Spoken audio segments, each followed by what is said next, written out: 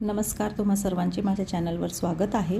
तर इथे आज आपण 4 टक्स ब्लाउज हे परफेक्ट पद्धतीने आपण कसे टक्स द्यायचे ते पाहणार आहोत।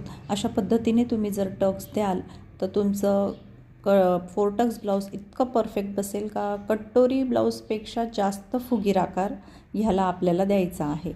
तर इथे मी अर्धा इंच असं अंतर सोडत आहे हुकपट्टीसाठी। तर त्यानंतर जिथे आता आपण खून केलेली आहे तिथून 4.5 इंच अंतर घ्यायचं आहे आणि उभा टक्स घ्यायचा आहे 2.5 इंच, आडवं घ्यायचं आहे 4.5 इंच हुकपट्टीचं मेजरमेंट सोडून। त्यानंतर दोन्ही साईडने अर्धा इंच मी अंतर घेतलेलं आहे टक्ससाठी। तर हे पहा, अशा पद्धतीने आपल्याला टक्ससाठी आधी खून करून घ्यायची आहे। आता ही खून झाल्यावर आपल्याला त्याच पॉईंटच्या वरच्या बाजूला 1.5 इंचवर एक खूण करायची आहे। 1.5 इंचवर हा आपला सेंटर पॉईंट आपल्याला काढून घ्यायचा आहे।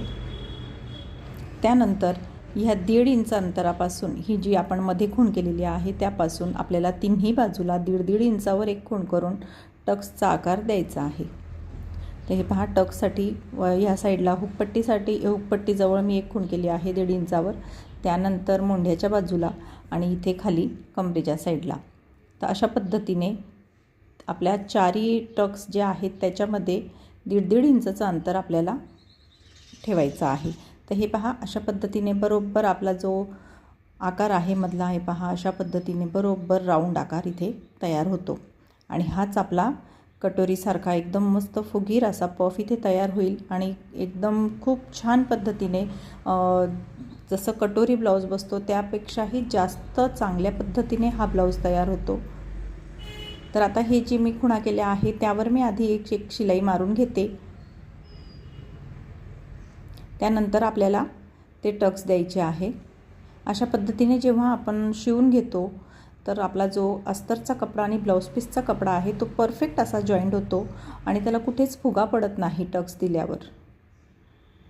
तर चारही पॉईंट जे आहे आपले ते अशा प्रकारे आपल्याला सरळ शिलाई मारून घ्यायची आहे त्यावर आणि शिवून घ्यायचे आहे। तर आता चारही आपले जेव्हा शिवून झालेले आहे तर आता इथे आपण टक्स द्यायला सुरुवात करूया। तर सर्वात आधी हा खालचा टक्स द्यायचा आहे। आपण जशी खूण केलेली आहे तसाच धरायचा आहे।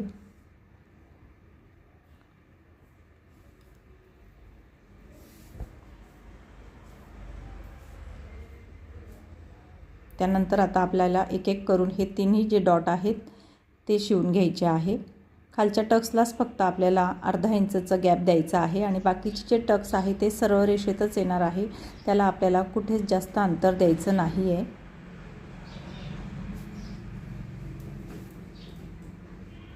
आता हुकपट्टी साईडचा मी टक्स देत आहे।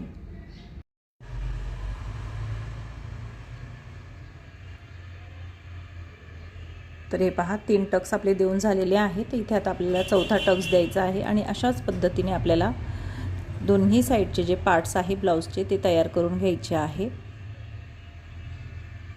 बरोबर प्रत्येक टक्सच्या मध्ये आपल्याला 1.5 इंचाचं अंतर आपण सोडलेलं आहे सेंटर पॉईंट काढून।